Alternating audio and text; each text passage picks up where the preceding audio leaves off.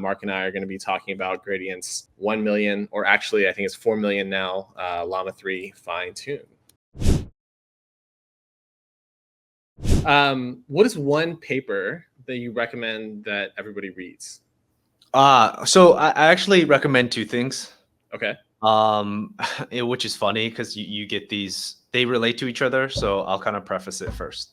The first thing I think everybody should read is The Bitter Lesson by Richard Sutton. So the thing about that, like that probably inspired and is quoted and alluded to by a lot of researchers. I didn't really understand it until I started reading it, or I read it a few years back. But what it basically says is you can think about all these analytical solutions, and you can think about how creating like a really specific algorithmic innovation for something, but you also need to position yourself and position your research and development in the directionality that technology will get better.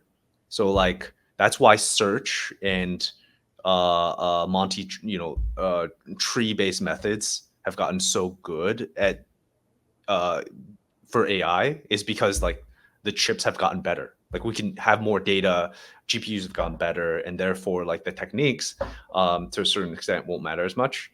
Now the specific paper I think everybody should read is actually the original scaling law paper from OpenAI. Because it's an amazing paper.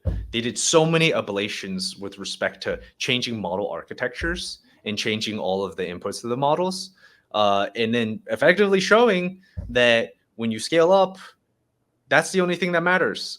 Like you just need throw more flops at the problem, and you can actually target downstream use cases, and you can hit different. The loss curves are very predictable with respect to how good the model gets and the performance gets. So that's something I keep in mind all the time, because hey, how do we as a startup survive when to a certain extent that compute and scaling is the thing that will differentiate or that will progress these models. So you gotta have to be like, yeah, we target our use cases and we really targeted about what are the experiences and value that we add, knowing that the capabilities of AI are only going to get better, and needing to be able to just adopt it when that does happen, right? Like how many people said day zero support for GPT, like that was tons of companies said that, and having that nimbleness I think is actually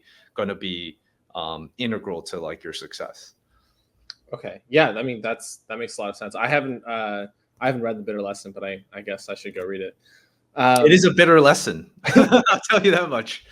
Better to read it from someone else than to learn it.